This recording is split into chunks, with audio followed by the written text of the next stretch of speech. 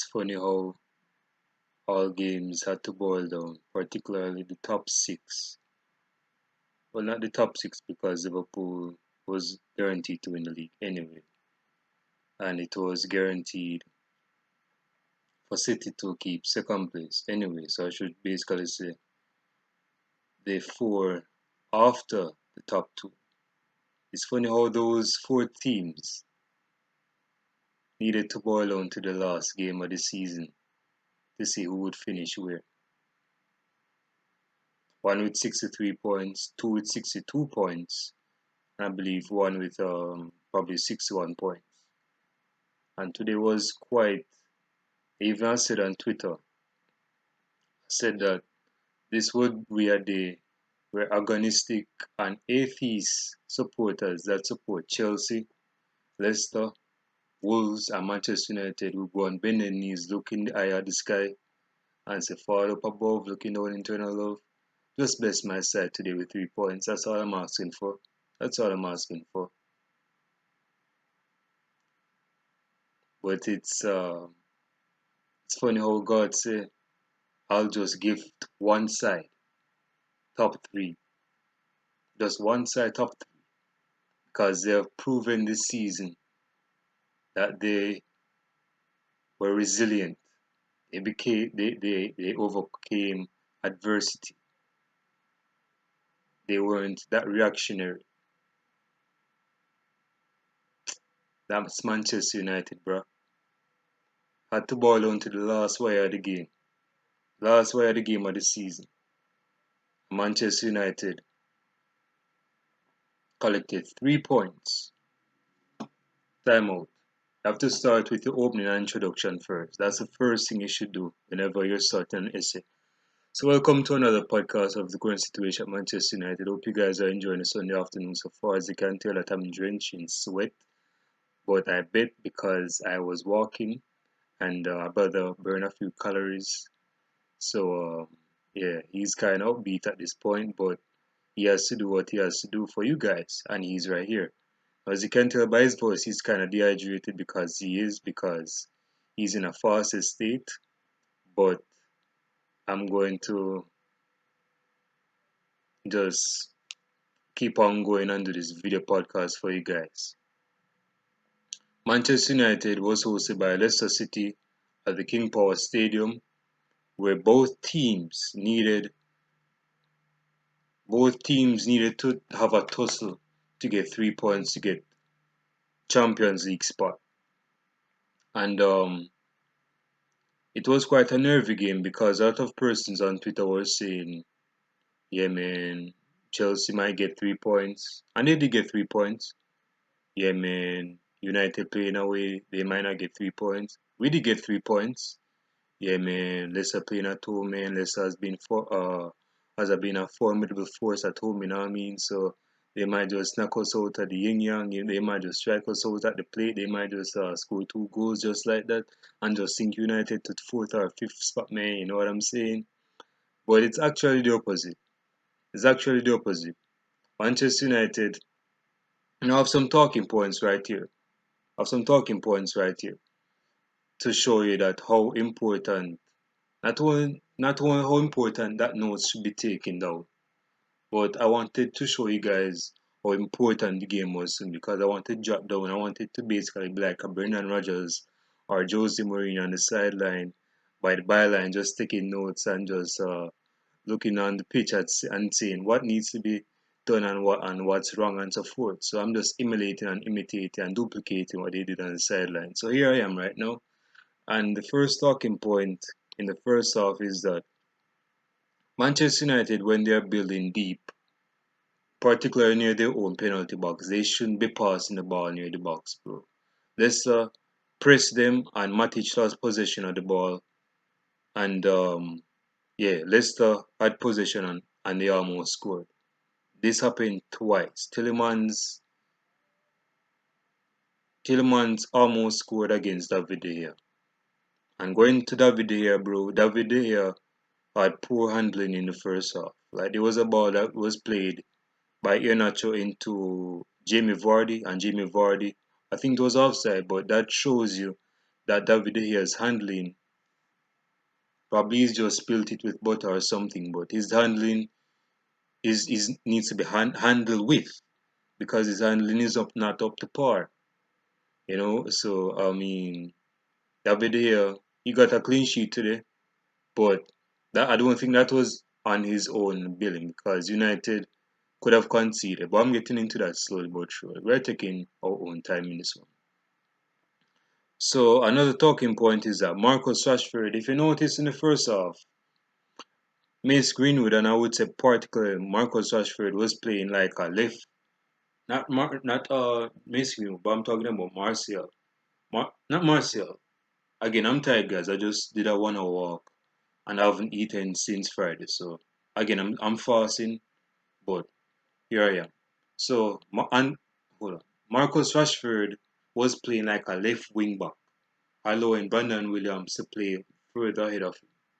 Now, to Marcus Rashford's credit, Marcus Rashford played a few balls over the top, which was very good balls. He found Anthony Martial and particularly Mason Greenwood in a lot of space, but Mason Greenwood headed that ball into Rosette. So it was over the bar, but it was a very good ball picked up by Marcus Rashford. Marcus Rashford should be running the lines, not doing an Alexis Sanchez type of cutting in and passing the ball in the box. No, bro, that's not what you were made. That's not a calling card. That's not what you were born to do. Um, um, maybe it's a tactical instruction by Ole, because Ole doesn't want to concede an early goal in the first half. So he's probably he told his wingers to drop back a bit, and play the balls over the top, over the top. That's what Mason Greenwood did at some point. And you could even see when Mason Greenwood cut in early, he would play some uh, through balls, yeah, through balls. That would break the Leicester City back four, and they would find Anthony Martial. And Anthony Martial had a few chances. He definitely had a few chances, especially when he cut inside with the first touch and shoot. But yeah, I think Marcus Rashford didn't have the best of games. Um, Pogba was caught out a few times when in possession of the ball, and this is a person that can use his body and strength to keep control of the ball. But there were a few times where Paul Pogba was actually caught out of possession, and that developed in a build-up to the attack of Leicester City, where United almost conceded. So Paul Pogba needs to know when to release the ball again. I'm not really criticizing Paul Pogba, because Paul Pogba is the daddy done that of the midfield role. So I cannot really criticize him, but he's human, so I guess he's deserving of criticism just a little bit. But he needs to release the ball when needs be. He needs to release the ball quick, and he's playing. Speaking of Paul Pogba, if you notice that he was playing some through pass, some over the top passes to Marcus Rashford. I think Mason Greenwood a few times, and definitely Anthony Martial. Yeah, and United didn't take their chances, but you could say that Pogba was very practical in his passes. Like he would pass them like it was Andre Pirlo in a preseason. That's why he was passing the balls over the top. Um, I'm going to give my ratings for each player after this match reaction. So stay tuned for that. Um, yeah, in the first half, I was speaking about Anthony Martial. Anthony Martial was non-existent. Like usually, Anthony Martial would drop back in midfield, and he would collect the ball, and he would drop deep and see if the wingers were running in behind him. But in this game, Anthony Martial was isolated, like in no man's land. Nobody paid attention to Anthony Martial. And the few chances he got, like I just mentioned, he didn't take the chances to score. But yeah. But Martial in the first half, bro, he was not saying that he was bad, but it basically United play like they were playing like with a target man up top, and if with a target man, you need that target man to be in the game, because you need to play the ball long to him, so he can chase it down and bring others into play. But Anthony Martial was like a different breed, bro, because they isolated him. Like they didn't want any, like they treated him like he was Lukaku. Like they were saying, no, bro, we don't want you touching the ball because we know that if you touch the ball is going to end up in the car park. So we don't want that. But yeah, so in the first half, Anthony Martial's now he did get a few chances where he should have buried, but and that was the first half. Um, Speaking of the second half, Matic played a good ball, break the Leicester City back four, and found out Anthony Martial, and he just couldn't finish. Matic was very good in midfield, but I'm getting to the PhD master's degree of midfield in a second. Give me a second. Um, okay, let's get to the sweet points of the topic. Anthony Martial, actually, the defensive midfield, one of the defensive midfielders for Leicester was caught out in midfield, and he lost possession, and Bruno Fernandes played the ball to Anthony Martial's feet, and Anthony Martial was mobbed by two players, Wes Morgan and Johnny Evans. Now, to show you might ask the question, why is it that two defenders need to tackle one player? I mean, isn't one defender enough to tackle one player? Brothers and sisters, well, for the sisters and honeys that's watching my channel, I appreciate you ladies for just stopping by and just watching my channel. Much appreciated. But you have to understand that this is Anthony Martial, bro, and this is a dude that is cool, ice cool, not only in his veins but in his vision. This dude can score a very finesse and clinical goal whenever he's one on one. It's not a matter of if, it's when. This dude is clinical one on one, bro. Like if this dude was in the armed services, he would just need one clip and he would just shoot you in the motherfucking forehead. That's how good he is. That's what he would do. And for two defenders to take him down in the box, that's some telling of how of a problem he is in the box. And I don't want to hear these penalties, these guys saying that was not a penalty. That's not a penalty. That's a dive. Nigga, he was taken down with contact. Wes Morgan didn't get the ball, and definitely Johnny Evans didn't get the ball. So he was trying to play tackling game too. But he didn't get the ball, he didn't, you know what I mean? So that was a penalty for Manchester United, and that was converted by Bruno Fernandes. Ice cool as well. I guess because Bruno Fernandes has been close to Anthony Martial. Anthony Martial's ice cold veins has been rubbing off on Bruno Fernandes, wouldn't you say? Um, so yeah, that is another goal for Bruno Fernandes, and it shows you, which will lead to my next point about Bruno Fernandes. It shows you how this dude has been playing very poor for the past 2 to 3 games due to tiredness and being knackered. But this dude, whenever he's taking a penalty or assisting, this dude is he's just 1 million, isn't he? Bruno Fernandes. Yeah, so Bruno Fernandes looked a bit tired, and I did say, I think it was in my last two podcasts. I don't remember, but I did say that this dude needs to be taken off in the second half because he's going to look very tired, and we should bring on Fred and drop Fred with Matic deep. Get into you, Matic. Have a few patience. Fred and Matic as a double pivot and move Pogba in the number 10. You notice when Pogba was dribbling in the number 10 area spaces, he was creating problems for the opposition. You notice that, right? And he did. Another no, this is a dude that I said should leave Manchester United because he hasn't been at it for the past 2 years. And funnily enough, the last time he hit form, if you want to call it form, I wouldn't even call it form, I would just basically say that he was in a purple patch type of form. Basically, Jesse Lingard 2 years ago, he was on some form. I wouldn't say form, but you could say that was some form of form. Um, so Jesse Lingard got, I guess, Casper Schmeichel saying, you know what?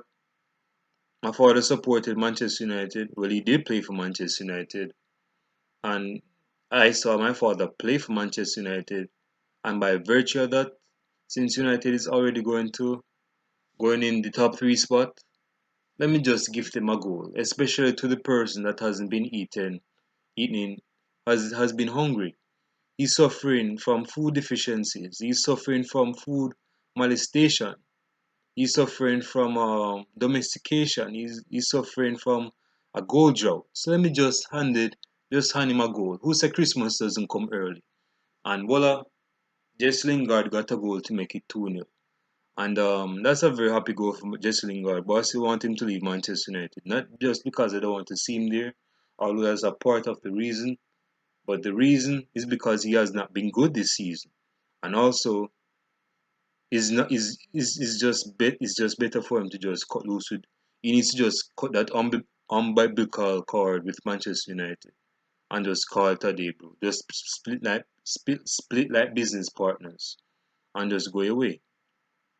So that was a very good game from. No, that's a lie. That wasn't the best of games for Manchester United, but as relates to the players' rating, let's get into that. So David De Gea, although he got a clean sheet, I would say um probably a 7 flat, and that's me being genuine, and generous. But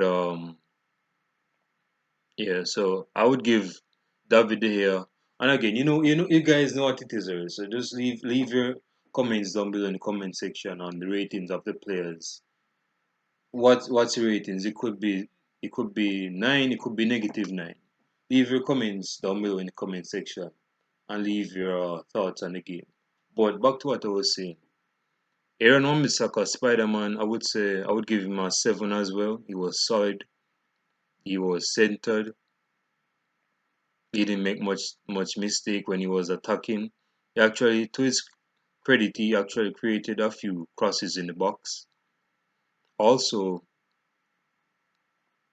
Lindelof, I would say I would give him a 9. 9, he was very good. No, actually, I would give him a 8.5. I'm very picky and thrifty when it comes down to ratings. So yeah, I'm not that generous when it comes down to ratings, but yeah, so you could say Lindelof got himself a baggy right there with an 8.0 rating. Harry Maguire was caught out a few times, he lost possession a few times. I would say 7.5. Again, that's my rate. Speaking of that, hold on. Time out. Now I don't want to create any drama because I'm a nobody. I'm just a nigga with a a a a tama on my head. But Full Time Devils, their channel is known as Sadok Podcast FC or something like that. They probably dude, dude. I don't know if they watch my videos or anything. But man, they use almost the same title as me in the preview match. And I made my preview before them. Because my preview was Leicester City against Manchester United, top three are bust. And they said something along those lines like top three are bust. I ain't go check on it right now because I want to finish up this right now. But I'm like, nigga, why you see my words, my youth? I mean, they can just DM my brother and say, you know what, I'm gonna use a title. You know what I mean? No heat or no hatred involved. You know what I mean? I'm an admirer and a desire channel. You know, but they just use my title like that, bro. I mean, come on, brother. Um, I mean, I'm just joking. But yeah, they use bust in their title, so I I think they probably saw it and said, hey, I'm gonna use that nigger. Yeah, I'm gonna use that nigger's title in my title. I'm gonna use that nigger. Um, Brandon Williams actually had a good game. I would say a 7. So on average, I would say across the board in terms of the back four, I would say a 7 is the average score for the back four. Um, as it relates to midfield, starting with the PhD master's degree of midfield, Daddy Matic, Grandpa Matic, the experienced Matic. Matic controlled the game, caught out a few times as well, showing his age. But yeah, he had a very good game. Nemanja Matic, Paul Pogba, already mentioned him. I would say, oh, don't know where I'm rushing from Matic. I would say a rating for Matic is probably 6.9. Again, I suck at ratings, so you have to excuse me for that. That's the reason why I don't really do ratings in my video podcast because I really suck at them. But I just want to, just because the season is closing, and I want to close this video with a match ratings because the season is closing. But Paul Pogba, I would say a 7.8. Could have had a couple of assists, but I guess some people forgot to finish here, so I guess you could say it was rough. Um, Bruno Fernandes, very poor game. I would say a 5, although he got a goal. No, honestly, if he didn't get the goal, I would say a 4. But since he got the goal from the penalty spot, I would say a 5. Marcus Rashford, I would say a 6, or if not a 5.5. I don't know. Again, I suck at ratings, but I would probably say a 6, just to round it off. Um, Mason Greenwood, again, he's human, bro. I guess Van Persie's spirit and goals just left him and went up to the utmost. You know what I mean?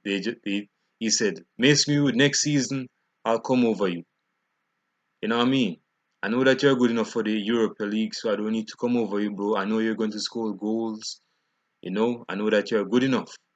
So I'm going to go up into heaven, and I'm gonna wait until next season, the September 12th of this year, and yeah, and that's where I'm going to endow my spirit upon you to score like me when I was playing football. Yours truly, Robin Van Persie. Um, yeah, Mason Greenwood, probably would say a 6. Not the brightest of games from Mason Greenwood. He knows that. And Anton Martial, 6.5. I know some of you guys go, so I knew it. He hates Anton Martial. Again, bro, I suck at ratings, so I know I'm not the best at ratings, so I mean, hey, that's who I am. So yeah, I would say 6.5, and then go really get into the bench players because, but oh yeah, Jesse Lingard. Let's give credit to Jesse Lingard. The slow clap, the Jesse Lingard slow clap. I would say Jesse Lingard probably got a 6. Got a 6 because of that goal, which would probably boost his confidence and probably boost his confidence to get out of Carrington and Manchester United. Um, so yeah, that will conclude the Premier League for not only Manchester United but for other Premier League clubs. Guess who is Manchester? Guess who is Manchester United's bitch again? You guess. You guess. You guess. Yes, you beat us in FA Cup semi-finals, but you didn't get top 3, did you? You man. I saw a lot of Chelsea fans on Twitter saying, "Yeah, Chelsea go get top 3 spot. We are good enough as is. Leicester is going to grind out a result, not a result, because a result is not equated to 3 points. But they say, yeah, Leicester City is going to get 3 points, 1 goal from Jamie Vardy to put a final nail in the coffin for him to get golden boot. You know what I mean? Yeah, but they were caught out, and Chelsea will forever be, at least for this season, will be Manchester United's bitch. Jobs Mike. So yeah, you guys leave your comments down below in the comment section. I want to hear what you guys have to say on the last game of the season for Manchester United. And I'll be doing a podcast tomorrow. I don't know if I want to do it tomorrow. I want to hear what you guys have to say. I want to do a podcast tomorrow as relates to the review of Manchester United's Premier League season. The ups and downs, the guinea pigs around. Yeah, I just want to talk about the good, the bad, the ugly of Manchester United. I want to talk about their best player, the best improved player, the most overrated player, the probably the best signing, the worst player this season, the the best young player this season. The I want to talk about those. Yeah, so that yeah. I just want to talk about those in my next podcast. Um, I'm thinking of probably doing it after the EuroLeague if we get knockout, which I don't think we will be. But I want to after we win the EuroLeague, which is quite arrogant on my part. But hey, I ain't gonna care. But yeah, after the EuroLeague, I might do the podcast. But again, I want to hear what you guys have to say. And with that being said, I am out. Peace. I am gone.